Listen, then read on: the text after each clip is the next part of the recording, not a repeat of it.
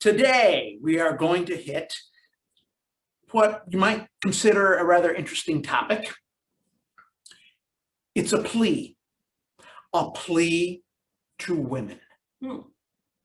Sounds interesting. We'll see where this goes.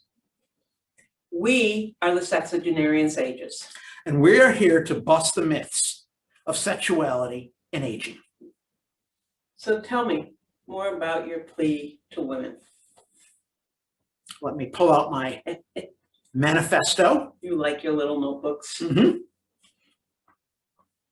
I feel like Hans Gruber from Die Hard, pulling out my book here now to read to you all. You will all be witnesses. Yes.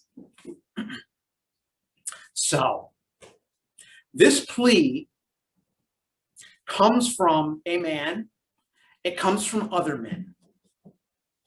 It comes from many men. In this world where things are changing so much and so rapidly. And honestly, men need help to go through this change. So here we are. First, living in this culture that we are living in now, that we've been in for 3, 4, maybe 10,000 years, what is often called patriarchal culture, men have pretty much gotten what they wanted.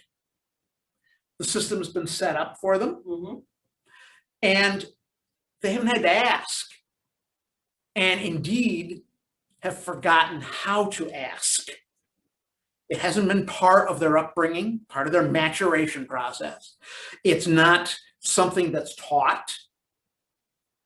They just don't know how to do it. They aren't in the habit of it. Second, we are different, and our nervous systems cannot handle as much as the nervous system of the feminine at a time, at the same time. For us, we can handle more over a span of time, but in a given moment, the feminine is able to handle a lot more energy. They have diffuse awareness. That's true. Yep. And that gives them the ability to handle more inputs at a time. Men tend to freeze up. They get overloaded very quickly. Men also crave range, especially in bed. Now, what does that really mean? Yes, that was my question. Can you expand on that a little bit? What's range mean? Range means variety. It means vulnerability and openness. It means compassion. It means being able to bring all of the feminine into the present, because that radiance, that feminine radiance, is range. And it feeds us. It helps us to grow stronger, to feel more confident. And when we feel more confident in who we are, that we proceed less from fear or anger and more from a place of abundance. And I would say that desire for feminine radiance goes way beyond the bedroom. It does. I'm thinking about how you react when I bring out some of my more feminine qualities. I feed on it. Yeah. Also, please bring out your vulnerability.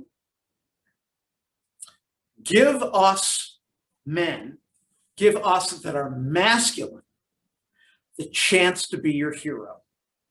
Now, I know this is very difficult in our culture right now. Women are taking charge. Women are finding they can take care of themselves. They don't need a man, etc. And I'm not saying that you need us. I am asking you to make it possible for us to be there for you. I have something that I've explained to some women, and that's that men want to take care of us, but they don't want to have to take care of us. there's a distinction there. Mhm. I don't know if that's anything you want to go into a little bit here or. Explain that a little bit. Well, it's the idea of when we can do everything for ourselves. I'm one of these women who was brought up during, the late 60s, early 70s, when women were really stepping up and becoming more free. And we almost masculinized the woman. I mean, you wanted to break through the glass ceiling, so you had to be the tough supervisor, like the man, and get shit done. And we've carried that through so much of our lives that it's hard for us to let go of that and actually allow our men the opportunity to win. Hmm. So while we're so busy getting shit done, the man feels like he has no role. And one of the things, and we covered this in another video, I learned was he wants to help around the house. But by me just taking charge and taking care of everything, I was taking that away from him and then resenting it because I had to do everything around the house. But at the same point, you don't want me to be a helpless, shrinking violet who depends on you for everything. Right. Yep. So that's a little bit of expansion on that. Yeah. Some balance in there that still gives me the opportunity to play the masculine role of being the hero. It gives me a certain sense of purpose, which is a driving force in many men. Yep. And I've seen the change in you as I've started letting more of my feminine out. Next, let us feel you and how much you feel. Don't bury your emotions. Don't be a walled off, forceful, goal-oriented person that buries all of your feelings and emotions. The joys, the fears, the anger, all of these emotions are part of what makes the feminine. And mature men crave that. They want to feel that in their lives. I understand what you're saying.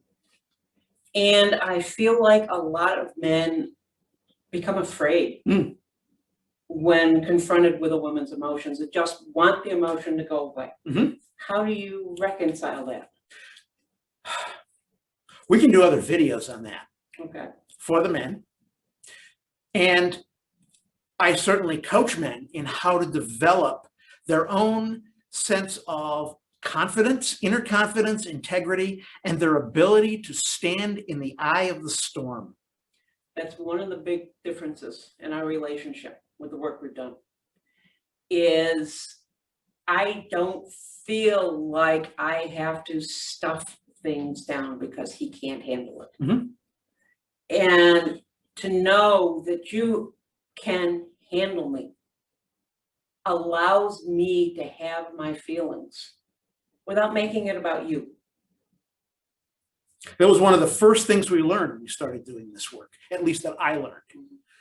It was an important part of my education, my development, my personal development, to learn to be okay within myself so that I could be strong in the middle of the storm. Which is why I call you my oak tree. You're strong and you're solid, but you can sway in my ever-changing winds. And it's nice to have that solidity without it being rigid. Yep. Next, find something in us that you trust and honor us there. Take the time to find that positive thing in us that elicits trust. It gives us the feeling that, okay, we aren't really all that bad. We can be okay. That your trust gives us that sense of self-confidence that we need. And also that sense that, okay, we're okay, and we can work things out. And having some honor in that place is great, because it once again makes us feel important, valuable, and worthy. Right now in our society, many men are scared. Many men are confused, and they are getting the message not only that they aren't valuable, but they're actually more of a problem, a nuisance, or worse. And what we're seeing is many men are shutting down. Yes. If I can't do it right, I'm not even going to try. And I'm being told all the time that I'm untrustworthy, that I'm not right, that I'm a predator, that I'm terrible. And if you can find that place in your man that you trust, let him know what that is. Trust is a big issue. We talk about how women need to trust men, but it works the other way too. It really is a big issue.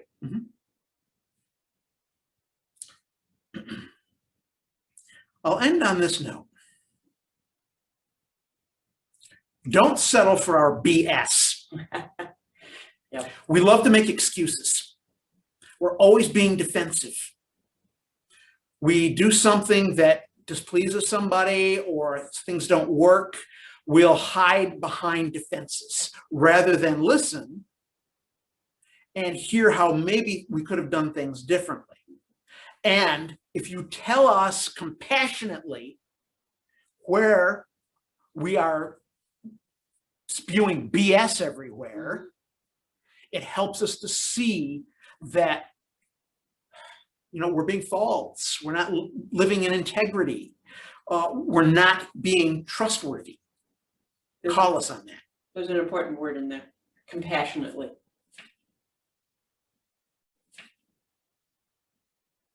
It's understanding how to do it in a way that isn't meant to destroy who he is as a man, but to actually call him out.